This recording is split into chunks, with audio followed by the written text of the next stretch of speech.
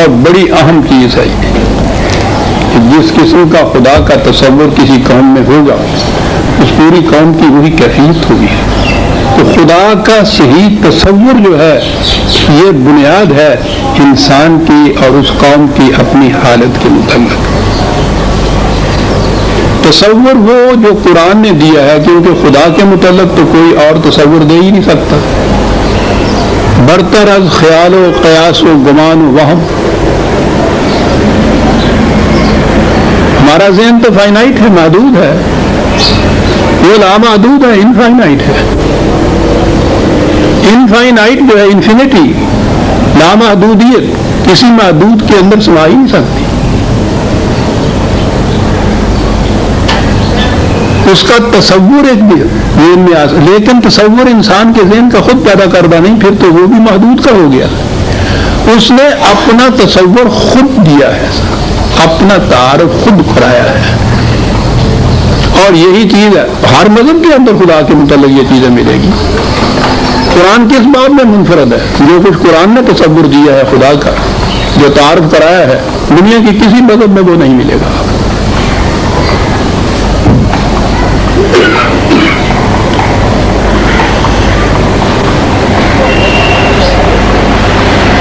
کہا یہ ہے کہ کانا، میں اس آیت پہ بات بھی کرا آؤں گا. یہ ہے 7ویں آیت سورہ محمد کی جو میں ابھی آؤں گا جہاں سے یہ بات شروع ہوگی. یہ سارا اس کی تمہید کے لیے جو میں عرض کر رہا ہوں. وَكَانَ حَقًّا عَلَيْنَا نَصْرُ الْمُؤْمِنِينَ 30/47. مومنین کی مدد کرنا ہمارے اوپر واجب ہے، فرض ہے ہمارے اوپر. خدا کہہ رہا ہے اس پر یہ فرض ہے، یہ واجب ہے اس کے لیے کہ وہ یہ کرے. آپ اندازہ لگائیے کہ خدا اپنے متعلق یہ کتنی بڑی پابندی عائد کر رہا ہے. تو اس میں واجب ہے، یہ فرض ہے اس کے اوپر کہ وہ یہ کرے. خدا قادر مطلق، سوال ہی نہیں کہ وہ کوئی پابندی اس پہ عائد کی جا سکے، لیکن وہ خود اپنے اوپر پابندی عائد کر رہا ہے کہ ہم پہ فرض ہے مومنین کی مدد کرنا. یہ تو کہیے اس کا یہ ایک دعویٰ ہے، اس کا ایک وعدہ ہے، اور یہ کتنا اہم ہے اور کتنا ایسا ہے جس میں کسی قسم کا اختلاف نہیں ہو سکتا. لا یخلف اللہ وعدہ 30/6. یاد رکھو ہمارے وعدے میں کبھی خلاف نہیں ہوگا. ہم جو کہیں گے یہ وعدہ کریں گے وہ اسی طرح سے ہوگا، کبھی اس میں اختلاف نہیں ہو سکتا. تو دو چیزیں بڑی اہم ہو گئی. وعدہ تو یہ کیا کہ ہم پر لازم ہے مومنین کی مدد کرنا، اور کہا یہ کہ اس کی خلاف ورزی کبھی نہیں ہوگی.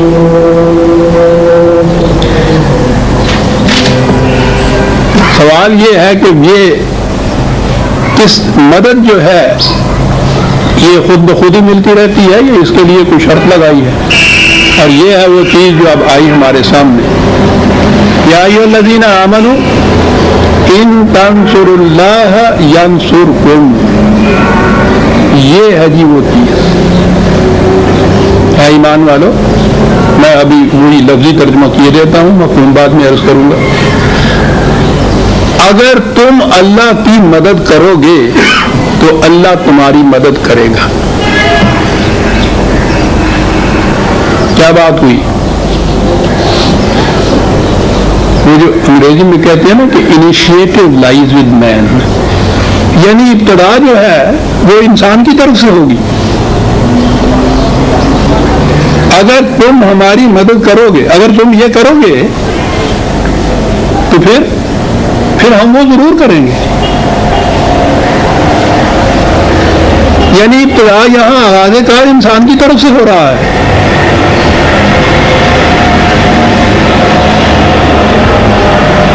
اور اسی میں سے تو وہ نقطہ نکلا کہ انسان تو صاحب اختیار و ارادہ ہے، اس کا جی چاہے اس کی مدد کرے، جی چاہے نہ کرے، اس پہ تو کوئی جبر نہیں ہے. لیکن اسے سمجھیے اسی طرح جو میں لیکن کی بات کہنے لگا. انسان نے جب یہ شرط پوری کر دی تو پھر یہ خدا کے لیے نہیں ہے کہ وہ کرے یا نہ کرے. اتنے اختیارات مطلق کا مالک وہ جو ہے اپنے اوپر پابندی ایسی عائد کرتا ہے کہ اس کے سے مفر ہی نہیں, اس کو کرنا پڑے گا. میرے اللہ, اب وہ انسان کے انیشیٹو کا پابند ہو گیا.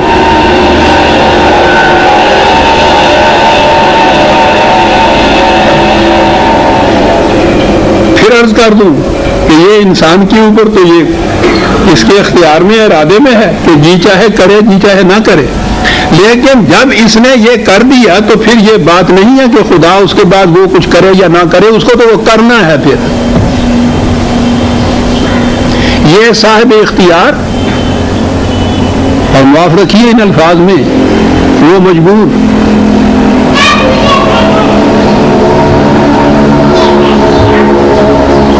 یاد رکھیے مجبور کا لفظ ہے ہمارے لیے. جبر اور اصول پرستی میں بڑا فرق ہوتا ہے. اگر آپ کس سے کہتے ہیں کہ میں کبھی جھوٹ نہیں بولوں گا اور آپ اس کے اوپر پابند ہیں, تو آپ نے اپنے اوپر ایک پابندی عائد کی ہے سچ بولنے کی. یہ جبر نہیں ہے, یہ اصول پرستی ہے. اور اگر آپ کو وہ تھانے والے جو ہیں بکواتے ہیں آپ سے سچ, تو وہ جبر ہے.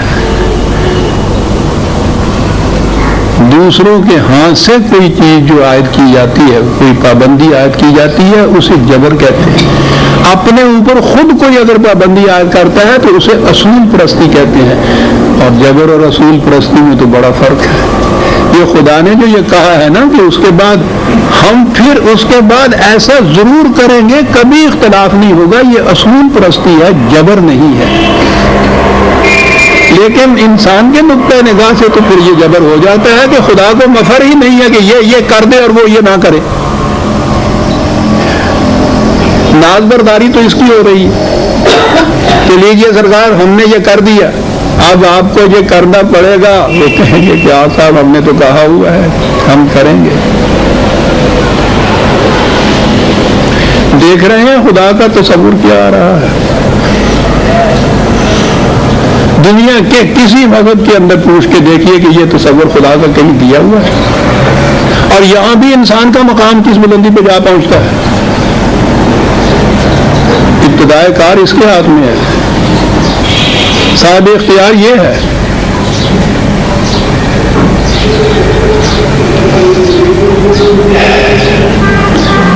حقاً علینا نصر المؤمنین. اب آئی وہ بات,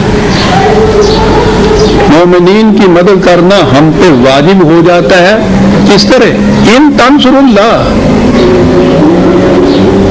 اگر یہ ہماری مدد کریں تو پھر ہم پہ واجب ہو جاتا ہے ان کی مدد کرنا.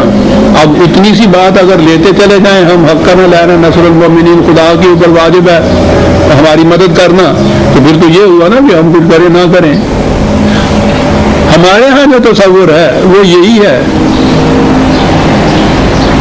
کہ یہ سب کچھ وہی کرتا ہے, ہمارے لیے کچھ کرنے کا نہیں ہے. تو اس نے خود کہا ہے حقاً علینا نصر المؤمنین, مومنین کی مدد کرنا ہم پر واجب ہے, تو وہ تو کرے گا.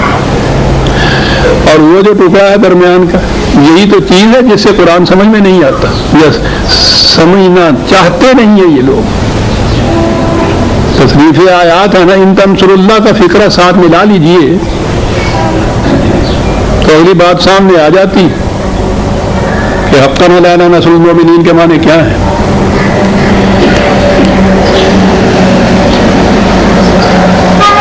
اگر تم یہ کرو گے تو ہم ایسا کرنے کے پابند ہو جائیں گے. تم ہمیں ایسا کرنے پر, پھر میں وہی کوٹڈ لفظ جسے کہتے ہیں نا کہوں گا, تم ہمیں ایسا کرنے پر مجبور کر دو گے. ہمارے لیے دوسرا راستہ ہی نہیں رہے گا, ہمیں یہ کرنا پڑے گا اگر تم یہ کر دو گے تو.